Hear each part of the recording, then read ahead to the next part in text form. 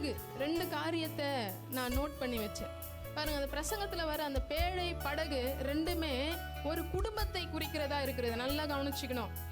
கர்த்தருக்கு ஸ்தோத்திரம். நோவா பேழை என்ன பண்ணா? கட்டினான். அப்ப குடும்ப தலைவர்களாகிய நீங்கள் உங்க குடும்பத்தை கட்ட வேண்டியது உங்க பொறுப்பு. நோவா கர்த்தருடைய வார்த்தையின் பிரகாரமாக ஆண்டவர் என்ன சொன்னாரோ அதன் பிரகாரம் தான் என்ன பண்ணா? பேழையை கட்டினா. அது போல குடும்ப தலைவர்களாகிய நீங்க கர்த்தர் என்ன சொல்றாரோ அதன் பிரகாரம் உங்க குடும்பத்தை கட்டி எழுப்புனீங்கன்னா எல்லா ஆபத்து விபத்துக்களுக்கெல்லாம் கர்த்தர் என்ன பண்ணுவாரு? விலக்கி பாதுகாப்பார். நீங்களும் ஆசீர்வதிக்கப்படுவீர்கள், உங்க சந்ததியும் ஆசீர்வதிக்கப்படும். அல்லேலூயா. கர்த்தருக்கு ஸ்தோத்திரம். 2வது படகு குறித்து சொன்னாங்க. படகு எங்க தான் வரணும்? ஆலயத்துக்கு வரணும். கூடுமானா குடும்பமா வாங்க. அல்லேலூயா. ஸ்தோத்திரம். கணவன் மனைவி பிள்ளைகளா நீங்க வாங்க. அது பெரிய ஆசீர்வாதம். மழை கிடையத்தக்க ஆசீர்வாதத்தை கர்த்தர் கொடுப்பாரு.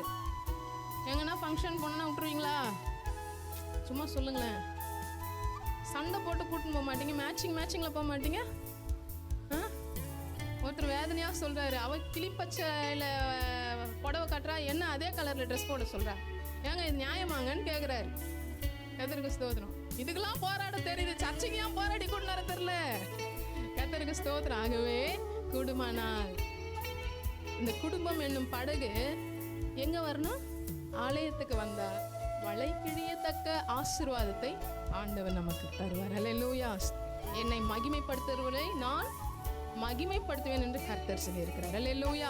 கர்த்தருக்கு ஸ்தோத்திரம். விசேஷமா குடும்ப தலைவர்கள், நீங்க ஒவ்வொரு வாரமும் உங்க மனைவி பிள்ளைகளை அழகா ஆலயத்துக்கு கூட்டிட்டு வாங்க. பேதுருவை ஆசீர்வதித்த கர்த்தர் உங்களையும் குடும்பத்தையும் ஆசீர்வதிப்பார். ஹல்லேலூயா.